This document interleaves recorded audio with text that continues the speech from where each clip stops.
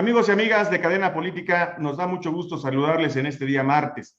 Como cada semana estamos con ustedes en este su programa Diálogos Metropolitanos, espacio que nos hemos dado para discutir, analizar, posicionar los temas que a la ciudad interesan desde sus respectivas visiones, desde muy diferentes ángulos, pero finalmente que a todos nos constrañen porque hablamos de la ciudad, de su gente que todos los días hace posible que la ciudad siga siendo un espacio vivo. Aquí, a través de Cadena Radio, le saluda con mucho aprecio su amigo Pablo Basalles. Hoy, en este diálogo metropolitano, queremos hablar un tema que nos parece muy interesante, las ciudades inteligentes, las llamadas Smart Cities. Es uno de esos conceptos que suenan así medio raros, como domingueros, pero que sin duda alguna hoy cada vez es más recurrente en la plática cotidiana de lo que vemos y hacemos en nuestras comunidades. Porque también habla del Internet de las cosas, que ha modificado cómo se comporta la sociedad y su relación también con el gobierno para enfrentar situaciones cotidianas.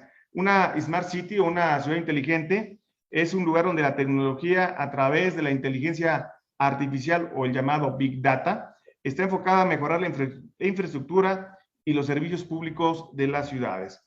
Se estima que más del 80% de la población en el mundo está asentado en alguna ciudad y se vuelven mayores los retos que afrontamos como humanidad, ya que se requieren condiciones de seguridad, accesibilidad, comodidad, eficiencia, calidad e igualdad para lograr una ciudad próspera, competitiva e innovadora. Se han implementado estrategias para mejorar la calidad de vida de las personas. De ahí surge este término Smart Cities, siendo un referente para ofrecer servicios de alta calidad y sistemas eficientes, al tiempo que procura la sostenibilidad hacia el futuro y un signo de progreso de las ciudades inteligentes.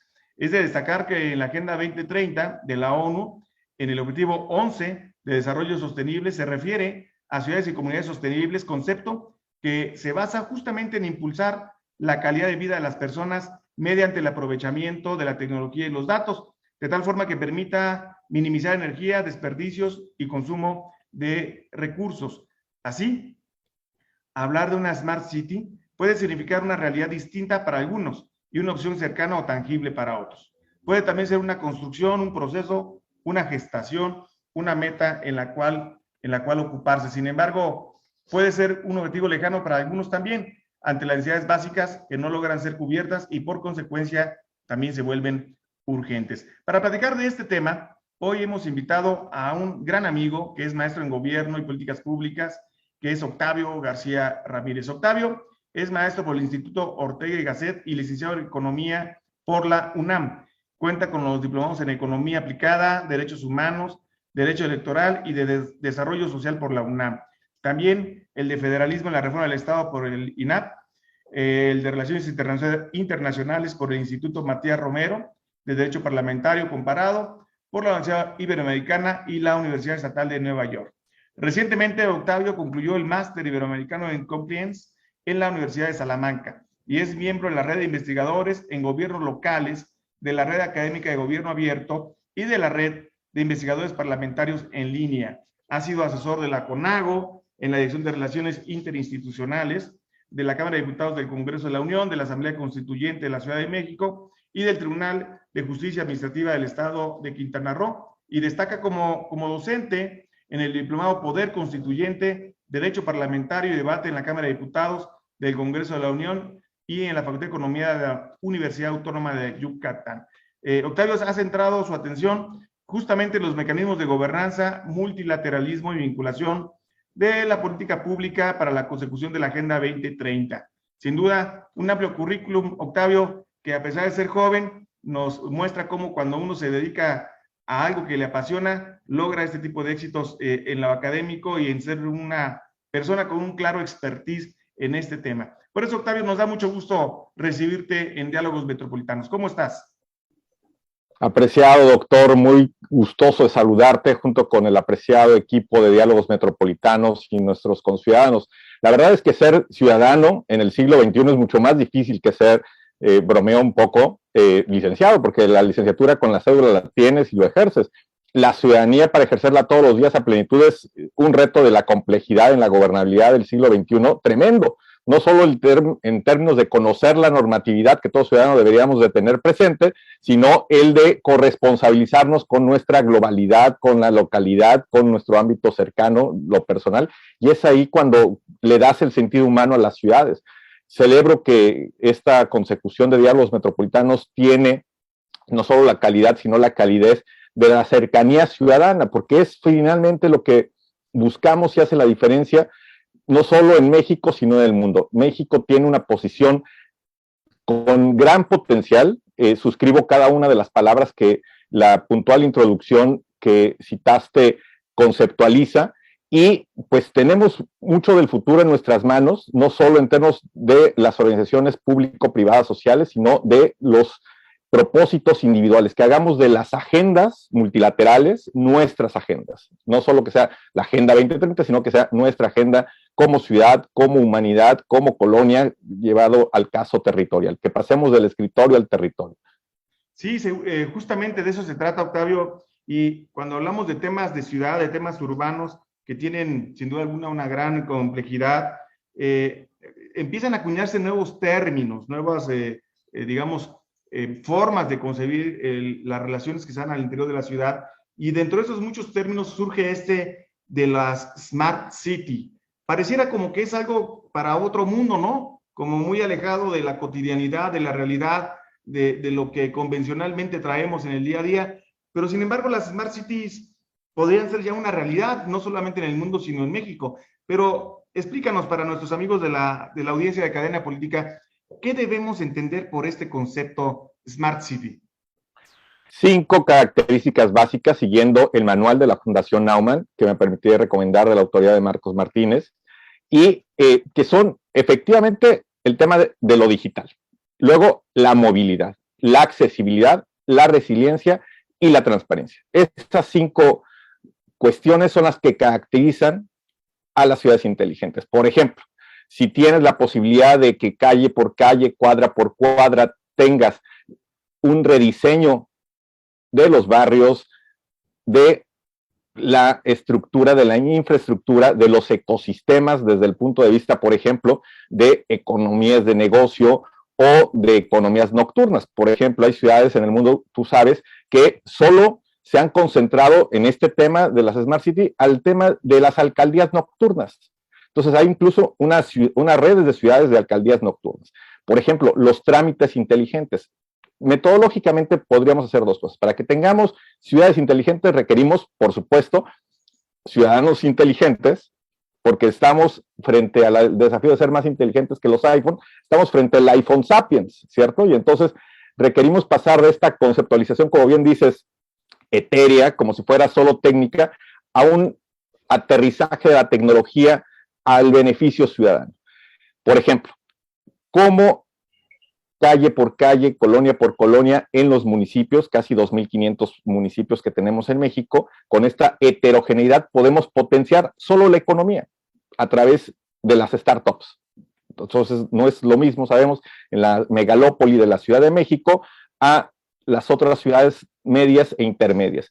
Pero lo que sí, en todo eje está no solo la ciudadanía inteligente, sino los gobiernos inteligentes. Entonces, 2 cosas principales: ciudadanos inteligentes, gobiernos inteligentes y una articulación inteligente entre los diferentes sectores. Sería el primer pilar de lo startup. El segundo, que tiene que ver con lo móvil, y si vamos con la S, ¿no? S sería como de startup, siguiendo la metodología sugerida por el manual de la Fundación Naumann. Y M, de movilidad, que precisamente nos permita, no solo en términos de transporte, infraestructura, manejo inteligente del tráfico, las paradas inteligentes de autobuses, descongestionar toda esta movilidad, nos permita tener una economía más eficiente. Tercero, la accesibilidad. Ahí tenemos ya la A. Movilidad, accesibilidad. Ajá. Primero, startup. S de startup. Segundo, movilidad, la M. Accesibilidad. Tercero, accesibilidad. Que en términos de la heterogeneidad sean ciudades amables con la diversidad, precisamente. Y ahí tenemos todos los ejemplos de los callejones, los parques de bolsillo, luego todo el tema de diagnóstico, de diseño de espacios, de áreas verdes, de las personas que tienen diferentes discapacidades y, por supuesto, en términos de que todos los servicios sean accesibles al ciudadano. Entonces, la tecnología y la ciudad inteligente como medio, no como fin, para brindar, ya es la responsabilidad social de que nadie se quede atrás, como dice la Agenda 2030, porque si al ciudadano le decimos, es que vamos a hacer de Chimalhuacán una ciudad inteligente, sí, pero no tenemos agua, no tenemos luz, etcétera, bueno, entonces hagamos que esta tecnificación ayude a sentar el piso parejo, ¿no? Entonces ahí vamos en el tercero, la accesibilidad. El cuarto, que sería la R de SMART, sería la resiliencia. Sabemos que este concepto, apreciado doctor, es el de la capacidad de construir desde la adversidad. Entonces, ¿cómo, después de una pandemia, pandemia en múltiples contextos, dicen los especialistas, cómo, por ejemplo, si tenemos actualizados los mapas de riesgo y si los tenemos digitalizados, eso es un producto que nos da las Smart Cities. Segundo, si tenemos infraestructura urbana permeable o si tenemos cultura de agua inteligente. Esto es, la problemática de las ciudades, cómo la transformamos como desafío de acción colectiva para, por ejemplo, mitigar los riesgos o las emergencias, ¿no? Y la última parte, que sería la transparencia. Ahí ya tendremos la T de SMART, que evidentemente necesitamos que primero sea interoperable todo el gobierno. No se le puede seguir pidiendo N veces el mismo documento a los ciudadanos, ¿cierto? Tenemos que tener gobiernos que estén interconectados de manera eficiente, sabiendo que en la democracia son los ciudadanos quienes priman. Segundo, la ciudadanía en términos activos de la gobernanza, sabemos, de la participación no solo en los presupuestos, no solo en los supuestos de la democracia, sino en los presupuestos, ya que pasemos efectivamente del escritorio al territorio de manera consensuada. Y quizás lo más difícil, si tú me preguntas, sería el transformar, el reivindicar en este 2022 el tema de la educación cívica para tener a ciudadanos que nos comprometamos más con nuestro entorno en un ambiente de paz, de civilidad, de concordia. Ok, entonces eso conforma como un acróstico SMART, ¿no? Exacto, siguiendo esta metodología propuesta por el Manual de Redes de Ciudades Inteligentes, la Fundación Naumann, que precisamente recomiendo ampliamente, de la autoría de Marcos Martínez, el poder seguir.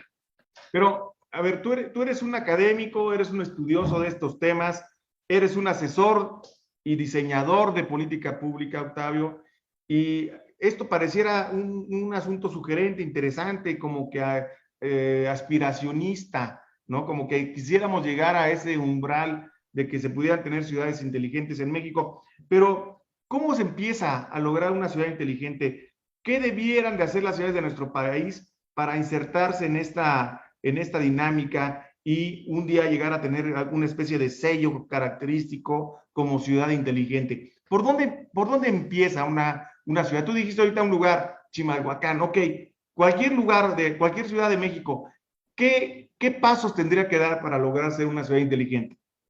Porque además, perdóname el acotamiento de la pregunta, pero no solamente lo que tiene que hacer el gobierno, pareciera que le dejamos el asunto a que el gobierno es el único actor que provoca las cosas.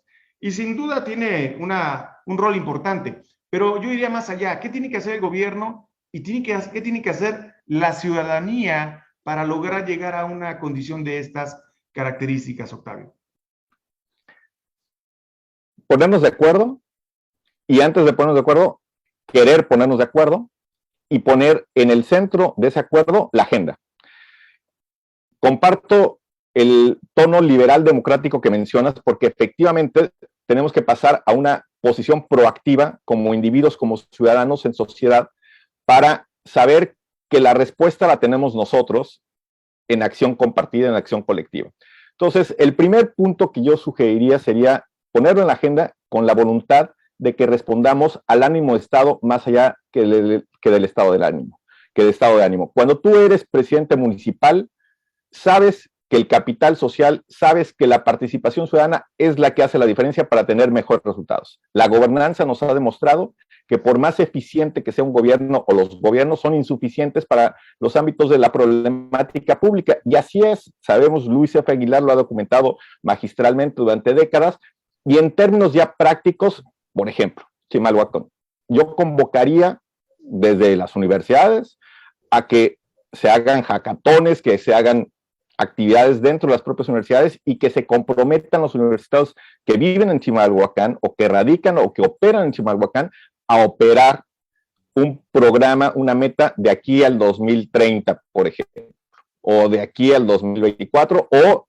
ahora que el año que entra hay elecciones en el Estado de México, garantizar, por supuesto, que en el Plan Estatal de Desarrollo, gane quien gane, se alcancen de aquí al 2029, en el caso de la agenda que suscribirá el Plan Estatal de Desarrollo de la siguiente administración, que haya avances puntuales en todos los municipios del Estado de México, y no solo en términos de las cabeceras, porque la heterogeneidad de cada municipio pues nos da una dimensión del reto no solo en lo urbano, sino en su conexión con lo rural, en la sostenibilidad. Entonces, respondiendo en síntesis, sería la conciencia y el acuerdo y la consecución de ese acuerdo. Y efectivamente, que lo asumamos como una agenda territorial en donde vamos a ganar, ganar, ganar. Pasar del ganar, ganar tradicional al ganar, ganar, ganar, en términos del qué ganas tú, qué gano yo, qué ganamos todos. Entonces, una ciudad que se va rediseñando a sí misma para convertirse en una Smart City debe de involucrar a ciudadanos, a la sociedad civil, pues debe involucrar a las autoridades gubernamentales. Todos ellos tienen que entrar en un esquema colaborativo, de diálogo, en un esquema de acuerdos. Suena interesante, sin embargo, no es tan sencillo que esto se dé. ¿Qué retos, qué dificultades afrontan las ciudades inteligentes para lograr esto? Son casi 2.472, bueno, son 2.472 autoridades locales, incluyendo las 16 alcaldías de la Ciudad de México. ¿A qué dificultades se van a enfrentar para tener este propósito, Octavio? Y los empresarios, ahí acompañado todo el sector empresarial, micro, macro y meso, ¿no? Pues te diría que al ego. Necesitamos vencer al ego para que pasemos de las agendas personales, de las agendas de mi gobierno, de mi administración, a nuestras agendas, a un resultado compartido, y a corresponsabilizarnos desde la llamada oposición hasta los gobiernos, tanto en lo municipal como en lo estatal, en lo federal, para que independientemente de la posición en la que se encuentren dentro, todos somos ciudadanos, con cargo o sin cargo, podamos sentar esa consecución de acuerdos. Y el primer reto sería que sea un propósito alcanzable.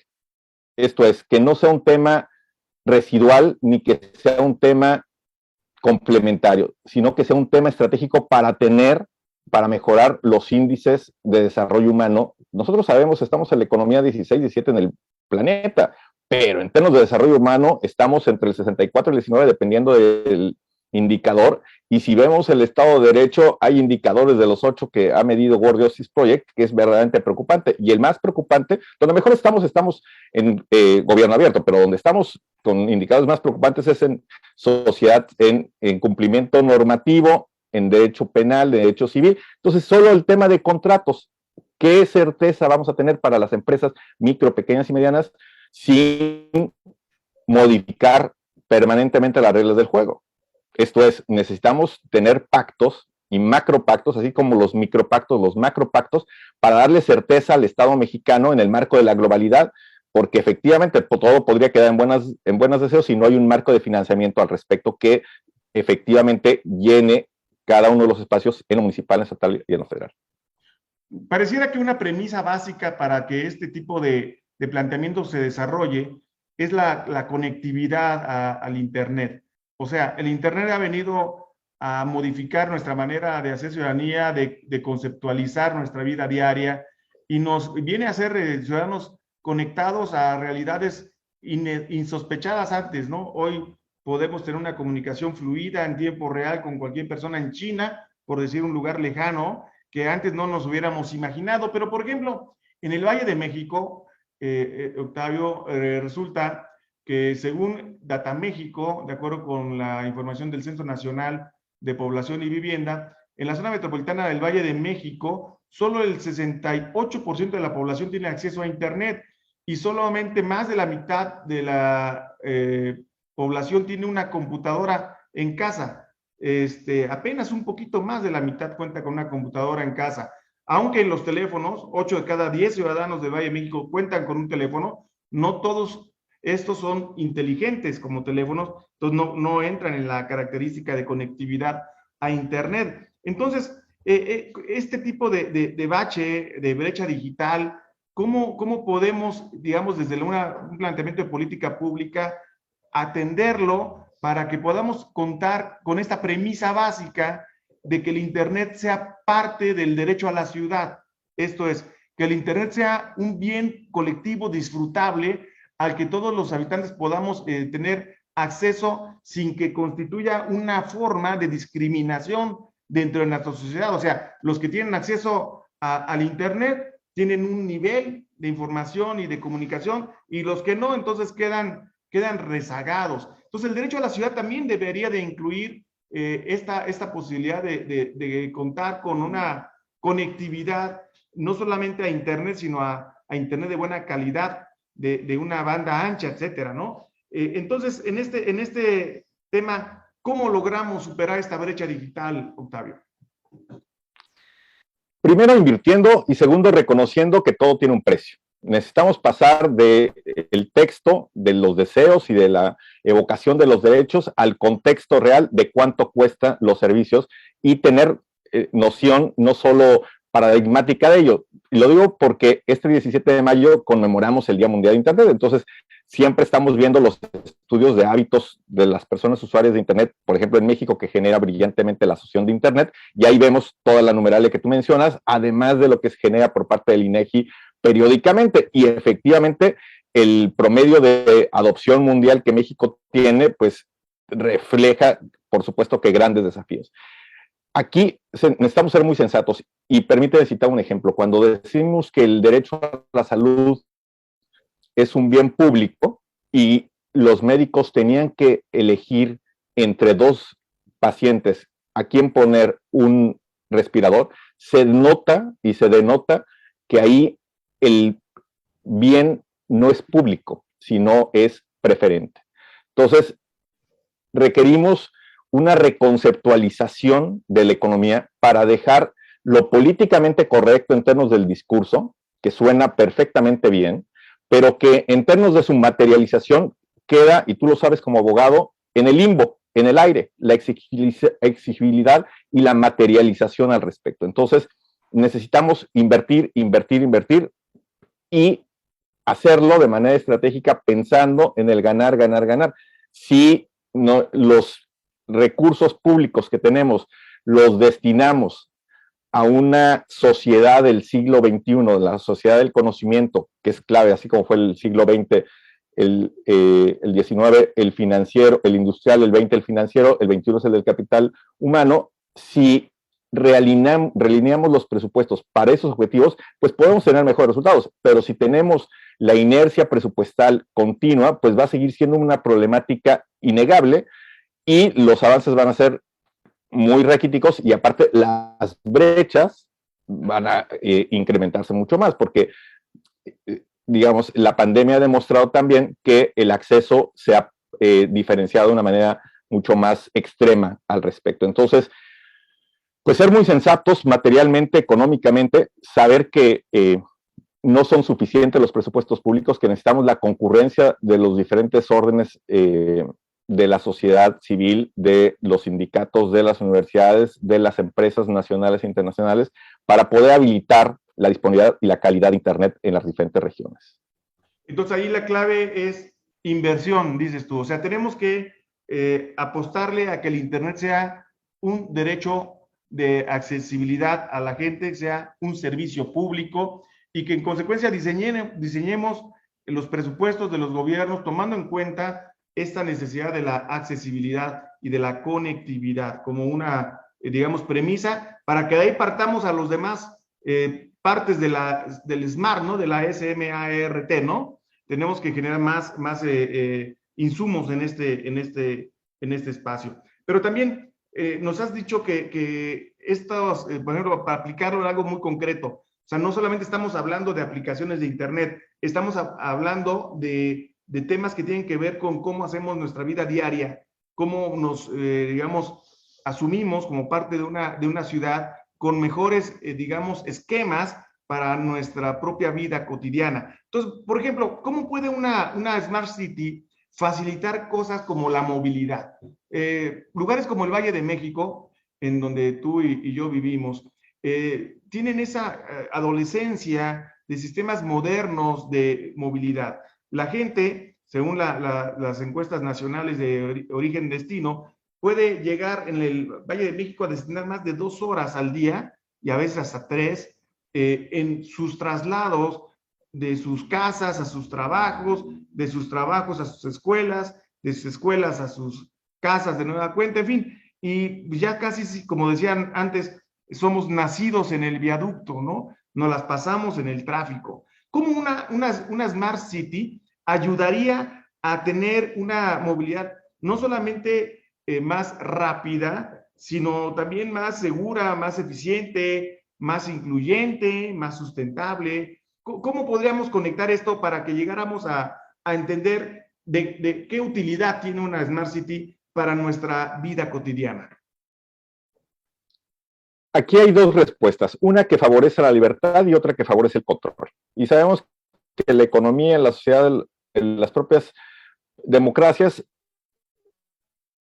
cuando tienden estas a regímenes autoritarios, favorecen el control. Entonces, mi respuesta es más liberal en el sentido de dotar a los individuos desde el punto de vista del consumidor y a los individuos desde el punto de vista del productor. Esto es fortalecer el conocimiento de cómo funciona el mercado y cómo realmente se está moviendo la sociedad, no como quiere un gobierno que se mueva. Finalmente, la sociedad se mueve en términos de diagnóstico, pero ese diagnóstico no lo tenemos preciso ni claro, ni las administraciones públicas han estado en función de esa realidad.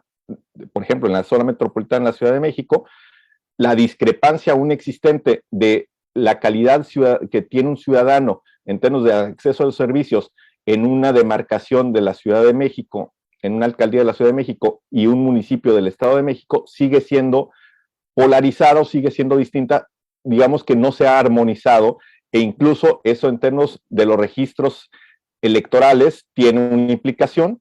Muchas personas siguen acreditando que viven en la Ciudad de México cuando habitan en algún municipio del Estado de México, y en términos de los presupuestos hay una implicación de disasociación.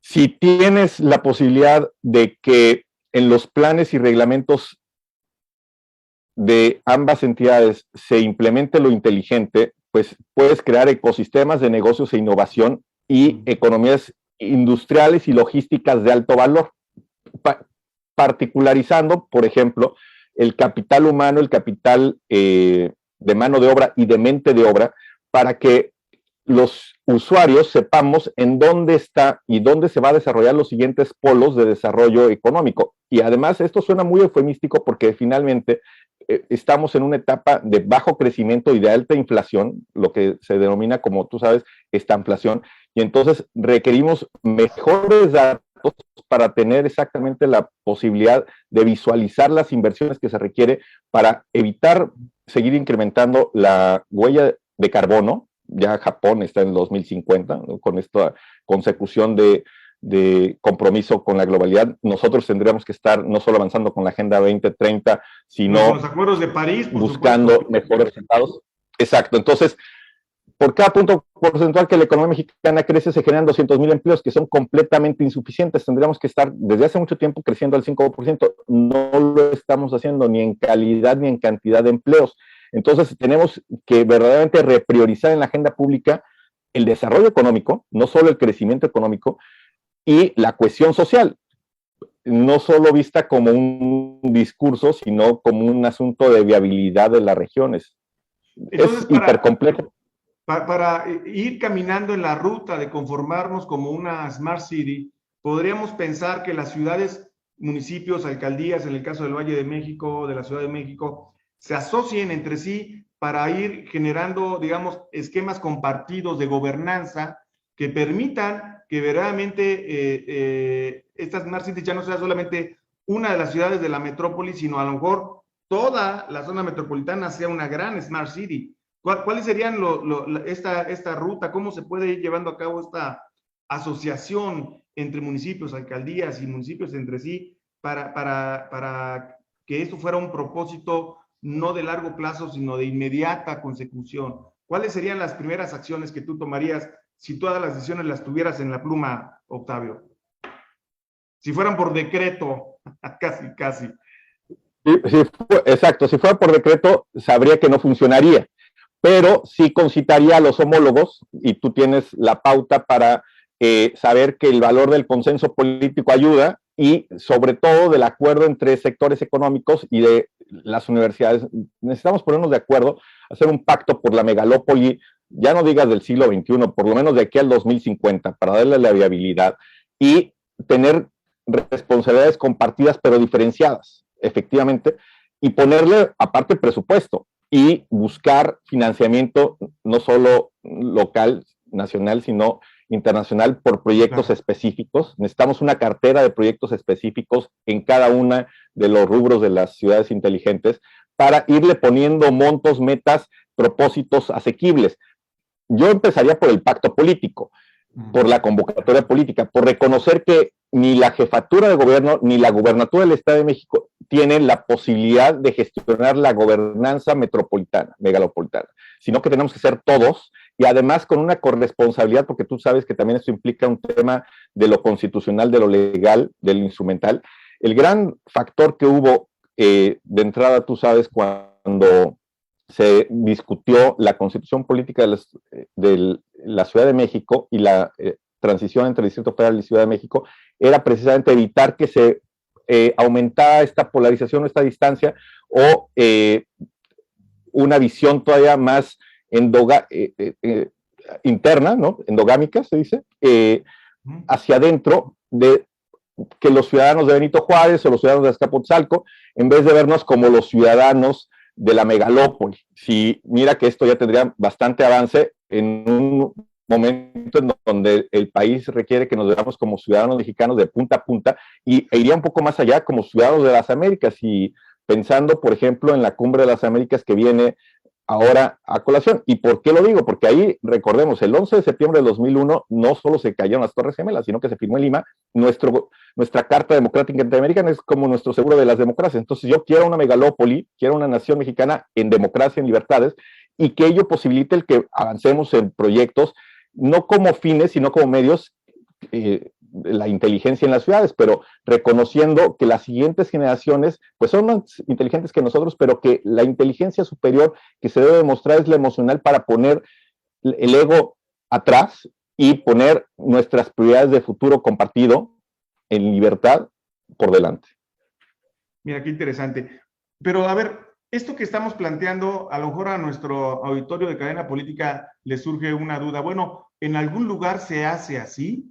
O sea, ¿realmente existen ciudades en el mundo que logran este nivel de primero, acceso al Internet de las cosas, y que la relación gobierno-ciudadanía tenga ya este medio digital? Esto es gobierno sin papel, gobiernos de ventanilla electrónica y no de burócrata recibiendo documentos y papeles y copia del acta de nacimiento del perro para cualquier cosa, y que lo único que hace es generar el caldo de cultivo para la corrupción. ¿Tenemos algún modelo de cómo se puede hacer, cómo se ha hecho esto en algún lugar concreto del mundo? Ya no me digas, porque si no el presidente de la República va a decir que ya lo estamos choteando, que el modelo finlandés o danés, algo más cercano a nuestra realidad donde esto se haya podido hacer, Octavio.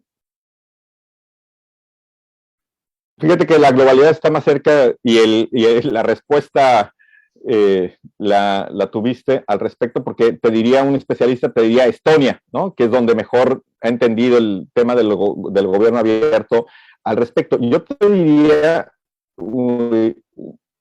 que hay casos, y retomando igual el manual, que hay casos diferenciados por ciudades, que digamos, no encontramos en una sola ciudad como la mega colección de buenas prácticas. Yo creo que para hablar de una mega colección de buenas prácticas necesitamos mapear los diferentes casos. Y me gusta pensar en Uruguay. Me gusta ¿Qué han hecho en pensar, Uruguay? ¿Cómo lo hicieron? sí le han priorizado, en términos particularmente del Mercosur, hubo un periodo donde invirtieron muchísimo y Montevideo se convirtió en la capital, digamos, del conocimiento al respecto, y ahí le dieron muchísimo juego a los actores multilaterales y a las universidades. Entonces, si me preguntas por el caso de los parques en Nueva York, el High Line famoso, igual que ha servido, pero bueno, ya si nos vemos, lo cita el propio manual, el caso de estudio en Cajeme, hay callejones temáticos en Cajeme, Sonora. Es más, si me permites proyectar alguna de las... Claro que sí, Octavio, sería muy interesante. Para Cajeme, responder. para los que no tienen familiaridad con el norte, pues es Ciudad Obregón, Municipalidad de Exactamente. Cajeme. Siempre... ¿Qué hicieron allá, Octavio? Siempre, ahí nada más te pediría un poco a nuestro amigo anfitrión, bueno, al administrador que nos habilite para proyectar. Bueno, básicamente tiene el caso de estudio de los callejones temáticos. En 2018 lo que hicieron fue, en conjunto con artistas y arquitectos de un despacho, desarrollar un proyecto de intervención urbana. Entonces, rescataron callejones con los que contaba la ciudad y se dio inicio a un programa que se llamaría 100 callejones rumbo al centenario, ¿no? Entonces, pues la verdad es que está la edición del manual muy bonita. Aquí ya lo podemos compartir. Sí, adelante. En la página 69, mira, aquí está. Ajá. Aparte, la edición de este manual está padrísimo. Hoy tuve oportunidad de dialogar con Marco. Y ya lo estaba comprometiendo para que esté contigo, con el auditorio, con mucho gusto. Porque la verdad es que ellos son los especialistas al respecto. Compartimos ahí la identidad con la Fundación Naumann, y básicamente, por ejemplo, mira, con docenas de intervenciones a la fecha se han logrado siguientes resultados: recuperación del espacio urbano, rescate del tejido social, se detonó el muralismo, incremento de actividades culturales, cambio importante en la percepción, los callejones pasaron de un abandono a ser emblemáticos, tematizaron las intervenciones y despertaron el sentido de apropiación de lo público. Entonces, ahí son 8 puntos que serían replicables, por ejemplo, en Chimalhuacán, ¿no? Entonces, de los callejones que podemos encontrar, o calles poco iluminadas o con graffiti, pues permitir que haya una apropiación distinta de los espacios, ¿no? Y mira, son 148 páginas en donde vienen casos de estudio en todo América Latina particularmente, en donde me parece que hay que encontrarle como tú dices, el efecto de replicabilidad, ¿no? Urbanismo de austeridad, y digamos, sería como tener una cercanía de ver a la ciudad inteligente como una herramienta para la transformación de nuestro entorno, ¿no? Digamos pues que entonces, ese sería el esto mensaje. está padrísimo, Octavio, porque no solamente estamos viendo casos de otras culturas, sino casos en México, ¿no? O sea, evidentemente hay lugares emblemáticos que son referentes obligados: Londres, Barcelona, Valencia, seguramente Medellín, y en México también los hay, ¿no? Guadalajara está haciendo cosas importantes, León, sin duda también Mérida, Querétaro, Puebla, sin duda alguna es un referente muy especial de cómo están haciendo las cosas bien en términos de diseño de ciudad y de utilización de todas las estrategias de Smart Cities. Y en consecuencia de esto que estamos viendo, ¿cómo hacemos que estas políticas se conviertan ya no solamente en la buena intención de un gobierno en turno, sino en acciones de largo plazo, de proyectos de ciudades inteligentes que sean factibles, que sean también bien arraigados en el mediano, en el largo plazo, y no solamente llamaradas de petate que en algún momento se puedan hacer algunas cosas? Tú, como investigador, como asesor, ¿cómo hacemos que una política se vuelva así? Por ejemplo, en el país tenemos una red de institutos de planeación municipal que han generado proyectos, bancos de proyecto, y ahí se deben de insertar también estas, digamos, estrategias de Smart Cities. Pero ¿cómo más podemos hacer que estos proyectos detonen en el mediano y en el largo plazo, Octavio? Bueno, ahora que has citado atingentemente el caso de Mérida, la respuesta a esa pregunta la dio con tres cuestiones. Uno, una consecución muy puntual de la Agenda 2030. Dos, llevar esta Agenda 2030 al 2040. Y tres, suscribir de nueva cuenta, porque ya lo habían hecho antes de la pandemia, ratificar, digamos, un acuerdo entre el gobierno del Estado de Yucatán y el Ayuntamiento de Mérida, de la ciudad de Mérida hacia el 2050. Entonces, es un ejemplo, me parece, de consecuencia del acuerdo político ideal, y coincidentemente, aquí parece efecto comercial, pero en realidad tiene que ver con esta feliz coincidencia de Yucatán, que próximamente del 7 al 16 de junio va a ser esta Smart City, que es el congreso más importante al respecto en Mérida precisamente. Y en términos de las herramientas que tú mencionabas, destacaría el de la CEPAL, esta plataforma urbana y de ciudades, en donde precisamente contamos con la numeralia de lo que estamos hablando, porque cuando hablamos de la ciudad, ante todo hablamos de las personas. Entonces, ya cuando haces la política pública pensando en el caso de la megalópoli, en los 19.103, en los 19.103.930 individuos que al corte habitan la megalópoli, pues ya tienes una noción diferente, porque son 19 millones de futuros. No solo es el futuro de la megalópoli, son los futuros, los futuribles, los planes de cada uno de los individuos para en felicidad poder desarrollarse.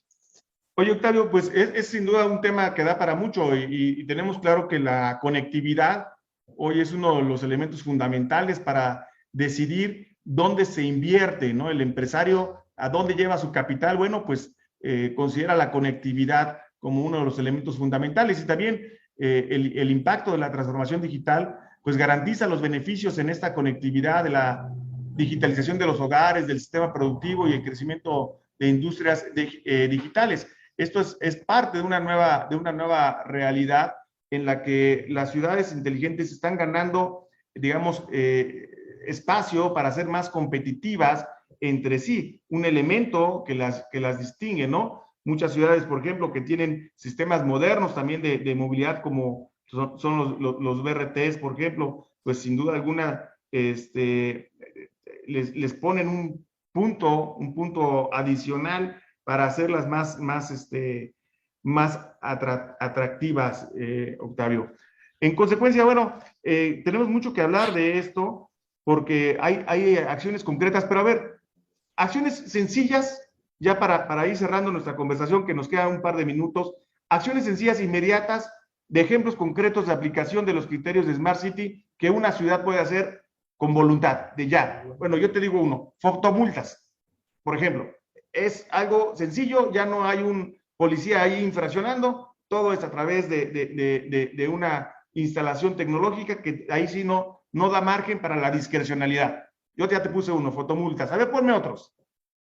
Yo te diría, antes que las fotomultas que tienen efecto fiscal, sabemos, estratégico, yo te diría información de dónde son los principales puntos conflictivos de choques, por ejemplo. Entonces, para que tengamos una mejor calidad de nuestra educación cívica y cumplamos mejor la normatividad vial, a mí me gustaría que los municipios te brinden esta ubicación de los puntos conflictivos y que ayude a nuestro comportamiento vial. Como lo hace el Waze, por ejemplo. Entonces, para que sepamos, o sea, que no solo que sepamos, aparte, hay muchas ciudades, tú lo sabes, que parece ser que tienes que haber vivido todo el tiempo ahí para saber las reglas, ¿no? Entonces, en términos de la viabilidad, por ejemplo, de la vialidad, se requiere el que por primera vez que tú pasas por una calle sepas que la regla es perfectamente inequívoca, o sea, que es perfectamente clara dónde tienes que doblar o dónde tienes que girar hacia tal lado. Entonces, si nos comprometíamos a hacer el pacto de la vialidad para reducir incluso el número de accidentes fatales, etcétera, etcétera, ahí podemos hacer una propia sinergia. Para los propios universitarios, yo diría, bueno, mapemos a lo largo de las carreras dónde estamos y dónde podemos generar mejores espacios para la aplicación de nuestros conocimientos. Claro. Aprovecharía... Pues mira, se nos está yendo el tiempo y se me hace que tenemos que tener otro programa para hablar más de estos temas que me parecen muy apasionantes. Pero yo quiero que la gente conozca más de tu trabajo, compártanos tus redes sociales para que la audiencia de Cadena Política también pueda seguir tus propuestas y lo que estás haciendo como aportación a este campo de estudio. Muchas gracias, apreciado doctor. Bueno, es el Twitter OGR-MX y el LinkedIn es Octavio García Ramírez. Perfecto. Pues este tema es sin duda apasionante y hay muchas variables que afectan cómo una ciudad puede ir avanzando hacia este diseño centrado en el ciudadano, en el que la tecnología vaya de la mano y sea nuestra hermana, nuestra herramienta para hacer una ciudad mejor, más eficientes, más resilientes, con ciudadanos informados, con ciudadanos involucrados, conectados. En fin, son muchos los mecanismos que tenemos que establecer para que esto se dé, pero tenemos claro que no es el futuro, es nuestra realidad. Hoy en día tenemos que hacer que la tecnología sea parte de la manera en que se gobierna y sea parte de la manera en que se transparentan los procesos de las tomas de decisiones en un esquema verdaderamente de gobernanza que incluye ciudadanos, gobiernos, empresas, asociaciones civiles, etcétera, para que todos podamos jalar la cuerda en la misma dirección. Ha sido para mí un gusto tenerte en este programa Diálogos Metropolitanos, Octavio García Ramírez. Muchas gracias por estar con nosotros. Un honor, saludos a todos, por favor. Muchas gracias. Te lo agradecemos muchísimo, gracias por tu tiempo y también quiero agradecer en forma muy especial a quienes se conectan todos los martes a la 1 para escuchar este programa Diálogos Metropolitanos a las 13 horas en Cadena Política. Nos vemos el siguiente martes para seguir hablando de este y muchos temas. Les esperamos y se despide por lo pronto su amigo Pablo Bazáñez. Muchas gracias. Excelente tarde a todos.